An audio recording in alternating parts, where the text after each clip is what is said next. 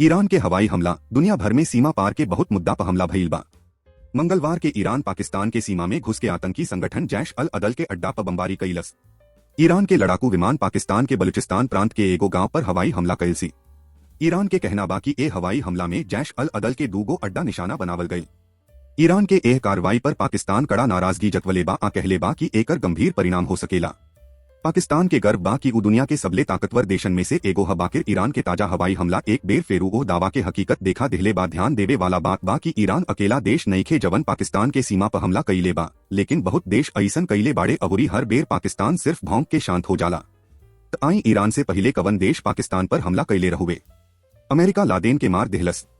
पाकिस्तान पर हमेशा से आतंकवादियन के शरण देवे के आरोप लागल बा। हालांकि पाकिस्तान एह आरोपन से इनकार करत बा। बाकिर दुनिया के सबले डरावना आतंकी ओसामा बिन लादेन पाकिस्तान के शहर एबटाबाद में भी शरण लेत रहले, जवना के अमेरिकी सेना खुद एबटाबाद में खुफिया अभियान में मार दिहले रहुए।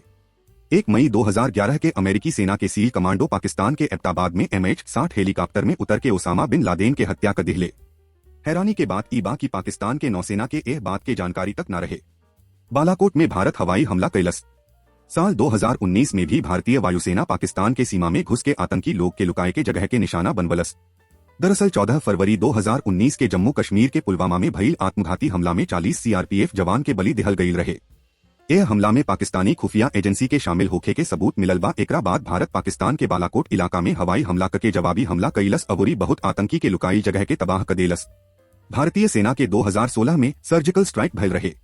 29 सितंबर 2016 के भारतीय सेना पाकिस्तान के सीमा में घुस के सर्जिकल स्ट्राइक कइलस। सर्जिकल स्ट्राइक में भारतीय सेना पोके में कई गो आतंकी शिविरन पर हमला कर दिहलसी। जम्मू कश्मीर के उरी में सेना शिविर पर भइल आतंकी हमला का जवाब में ई सर्जिकल स्ट्राइक कइल गई।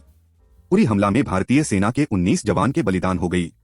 सर्जिकल स्ट्राइक में आतंकियन के लॉन्च पैड लोकेशन के निशाना बनावल गई।